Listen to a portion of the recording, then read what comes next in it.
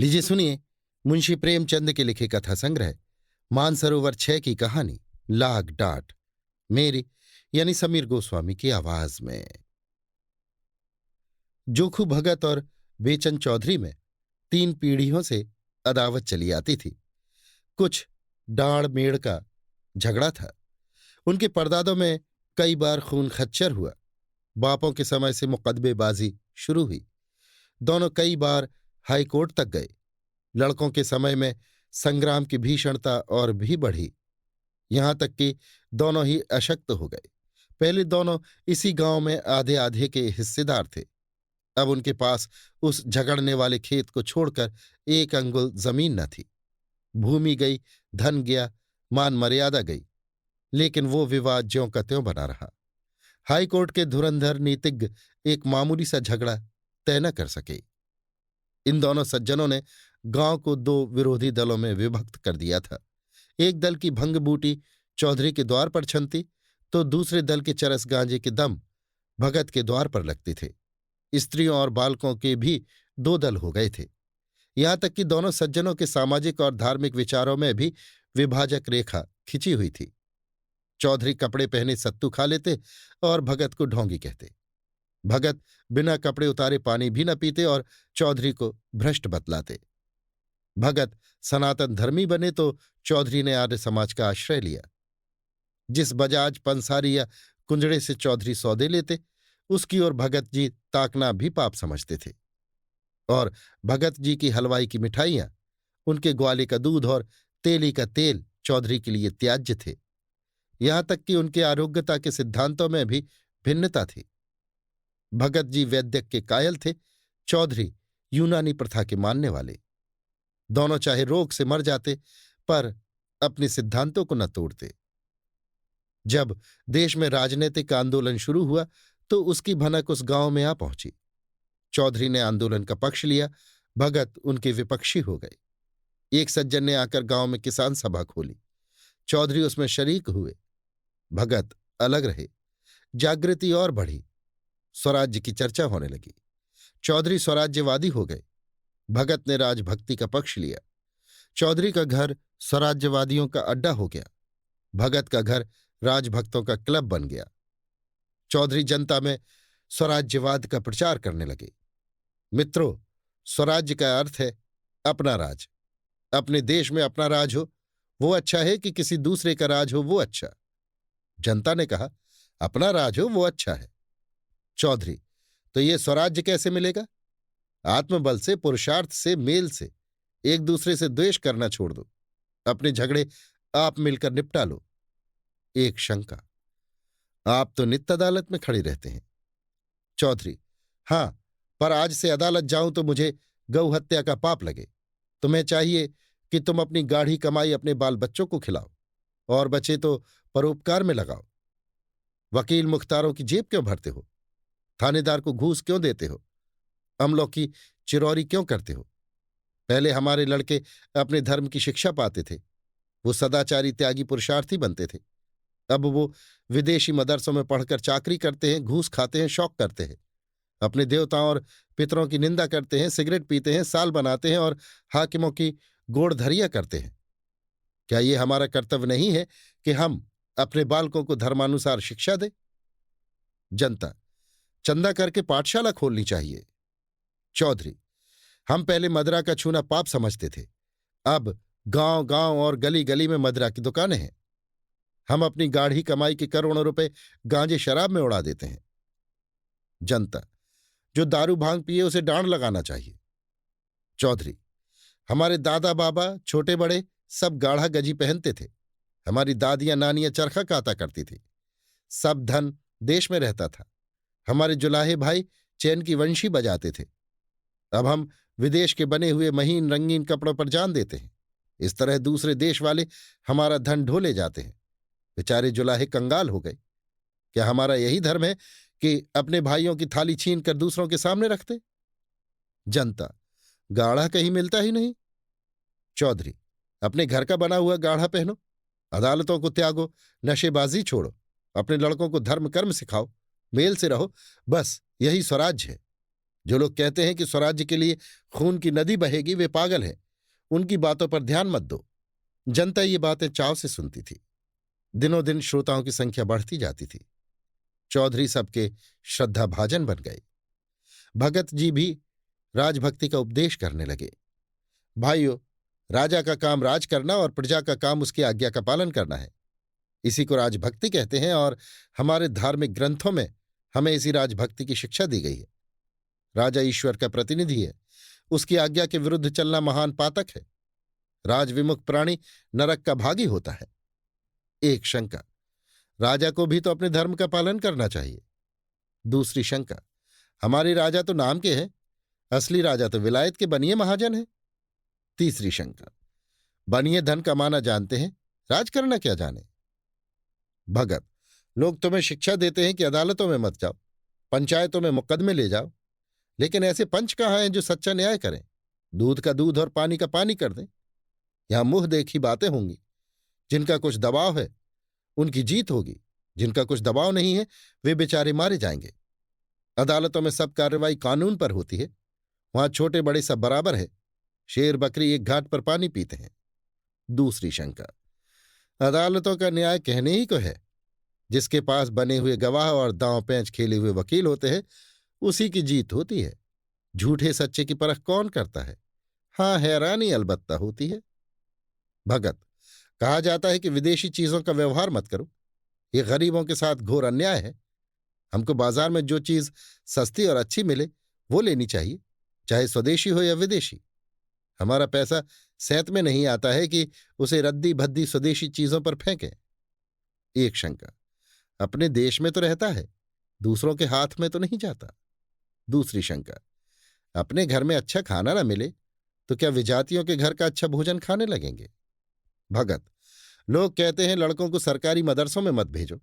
सरकारी मदरसे में न पढ़ते तो आज हमारे भाई बड़ी बड़ी नौकरियां कैसे पाते, बड़े बड़े कारखाने कैसे बना लेते।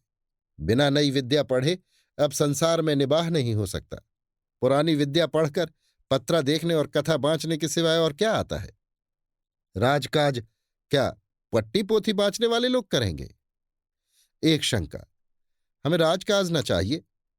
हम अपनी खेती बाड़ी ही में मगन हैं, किसी के गुलाम तो नहीं। दूसरी शंका, जो विद्या घमंडी बना दे उससे मूर्ख ही अच्छा। यही नई विद्या पढ़कर तो लोग सूट बूट घड़ी छड़ी हैट कैट लगाने लगते हैं और अपने शौक के पीछे देश का धन विदेशियों की जेब में भरते हैं। ये देश के द्रोही हैं। भगत, गांजा शराब की ओर आजकल लोगों की कड़ी निगाह है। नशा बुरी लत है, इसे सब जानते हैं। सरकार को नशे की दुकानों से करोड़ों रुपए साल की आमदनी होती है। अगर दुकानों में न जाने से लोगों की नशे की लत छूट जाए तो बड़ी अच्छी बात है। वो दुकान पर न जाएगा तो चोरी छिपे किसी न किसी तरह दूने चौगने दाम देकर सजा काटने पर तैयार होकर अपनी लत पूरी करेगा। तो ऐसा काम क्यों करो कि सरकार का नुकसान अलग हो और गरीब रैयत का नुकसान अलग हो। और फिर किसी किसी को नशा खाने से फायदा होता है। मैं ही एक दिन अफीम न खाऊं तो गांठों में दर्द होने लगे, दम उखड़ जाए और सर्दी पकड़ ले। एक आवाज, शराब पीने से बदन में फुर्ती आ जाती है। एक शंका, सरकार अधर्म से रुपया कमाती है, उसे ये उचित नहीं। अधर्मी के राज में रहकर प्रजा का कल्याण कैसे हो सकता है? दूसरी शंका, पहले दारू पिलाकर पागल बना दिया, लत पड़ी तो पैसे की चाट हुई। इतनी मजूरी किसको मिलती है कि रोटी कपड़ा भी चले और दारू शराब भी उड़े? या तो बाल बच्चों को भूखों मारो, या चोरी करो, जुआ खेलो और बेईमानी करो। शराब की दुकान क्या है? हमारी गुलामी का अड्डा है। चौधरी के उपदेश सुनने के लिए जनता टूटती थी। लोगों को खड़े होने की जगह न मिलती। दिनों दिन चौधरी का मान बढ़ने लगा। उनके यहां नित्य पंचायतों की राष्ट्रोन्नति की चर्चा रहती। जनता को इन बातों में बड़ा आनंद और उत्साह होता। उनके राजनीतिक ज्ञान की वृद्धि होती। वो अपना गौरव और महत्व समझने लगे। उन्हें अपनी सत्ता का अनुभव होने लगा। निरंकुशता और अन्याय पर अब उनकी त्योरियां चढ़ने लगीं। उन्हें स्वतंत्रता का स्वाद मिला। घर की रुई, घर का सूत, घर का कपड़ा, घर का भोजन, घर की अदालत, न पुलिस का भय, न अमला की खुशामद, सुख और शांति से जीवन व्यतीत करने लगे। कितनों ही ने नशेबाजी छोड़ दी और सद्भावों की एक लहर सी दौड़ने लगी। लेकिन भगत जी इतने भाग्यशाली न थे। जनता को दिनों दिन उनके उपदेशों से अरुचि होती जाती थी। यहां तक कि बहुधा उनके श्रोताओं में पटवारी, चौकीदार, मुदर्रिस और इन्हीं कर्मचारियों के मित्रों के अतिरिक्त और कोई न होता। कभी कभी बड़े हाकिम भी आ निकलते और भगत जी का बड़ा आदर सत्कार करते। जरा देर के लिए भगत जी के आंसू पुछ जाते, लेकिन क्षण भर का सम्मान आठों पहर के अपमान की बराबरी कैसे करता। जिधर निकल जाते उधर ही उंगलियां उठने लगती। कोई कहता खुशामदी टट्टू है, कोई कहता खुफिया पुलिस का भेदी है। भगत जी अपने प्रतिद्वंदी की बड़ाई और अपनी लोक निंदा पर दांत पीस पीस कर रह जाते थे। जीवन में ये पहला ही अवसर था कि उन्हें सबके सामने नीचा देखना पड़ा। चिरकाल से जिस कुल मर्यादा की रक्षा करते आए थे और जिस पर अपना सर्वस्व अर्पण कर चुके थे, वो धूल में मिल गई। ये दाहमय चिंता उन्हें एक क्षण के लिए भी चैन न लेने देती। नित्य समस्या सामने रहती कि अपना खोया हुआ सम्मान क्यों कर पाऊं, अपने प्रतिपक्षी को क्यों कर पद दलित करूं, कैसे उसका गरूर तोड़ूं। अंत में उन्होंने सिंह को उसी की माद में पछाड़ने का निश्चय किया। संध्या का समय था। चौधरी के द्वार पर एक बड़ी सभा हो रही थी। आसपास के गांवों के किसान भी आ गए। हजारों आदमियों की भीड़ थी। चौधरी उन्हें स्वराज्य विषयक उपदेश दे रहे थे। बार बार भारत माता की जय जयकार की ध्वनि उठती थी। एक और स्त्रियों का जमाव था। चौधरी ने अपना उपदेश समाप्त किया और अपनी जगह पर बैठे। स्वयं सेवकों ने स्वराज्य फंड के लिए चंदा जमा करना शुरू किया कि इतने में भगत जी न जाने किधर से लपके हुए आए और श्रोताओं के सामने खड़े होकर उच्च स्वर से बोले, भाइयों, मुझे यहां देखकर अचरज मत करो। मैं स्वराज्य का विरोधी नहीं हूं। ऐसा पतित कौन प्राणी होगा जो स्वराज्य का निंदक हो। लेकिन इसके प्राप्त करने का वो उपाय नहीं है जो चौधरी ने बताया है और जिस पर तुम लोग लट्टू हो रहे हो। जब आपस में फूट और रार है, पंचायतों से क्या होगा। जब विलासिता का भूत सिर पर सवार है तो नशा कैसे छूटेगा। मदरा की दुकानों का बहिष्कार कैसे होगा। सिगरेट, साबुन, मोजे, बनियान, अद्धी, तंजीब से कैसे पिंड छूटेगा। जब रोब और हुकूमत की लालसा बनी हुई है तो सरकारी मदरसे कैसे छोड़ोगे। विधर्मी शिक्षा की बेड़ी से कैसे मुक्त हो सकोगे। स्वराज्य लेने का केवल एक ही उपाय है और वो आत्मसंयम है। ये महाऔषधि तुम्हारे समस्त रोगों को समूल नष्ट करेगी। आत्मा को बलवान बनाओ, इंद्रियों को साधो, मन को वश में करो। तुम में भातृभाव पैदा होगा, तभी वैमनस्य मिटेगा, तभी ईर्ष्या और द्वेष का नाश होगा, तभी भोग विलास से मन हटेगा, तभी नशेबाजी का दमन होगा। आत्मबल के बिना स्वराज्य कभी उपलब्ध न होगा। स्वयं सेवा सब पापों का मूल है। यही तुम्हें अदालतों में ले जाता है। ये तुम्हें विधर्मी शिक्षा का दास बनाए हुए है। इस पिशाच को आत्मबल से मारो और तुम्हारी मनोकामना पूरी हो जाएगी। सब जानते हैं मैं 40 साल से अफीम का सेवन करता हूं। आज से मैं अफीम को गऊ का रक्त समझता हूं। चौधरी से मेरी 3 पीढ़ियों से अदावत है। आज से चौधरी मेरे भाई हैं। आज से मुझे या मेरे घर के किसी प्राणी को घर के कते हुए सूत से बुने हुए कपड़े के सिवाय कुछ और पहनते देखो तो मुझे जो दंड चाहो दो। बस मुझे यही कहना है।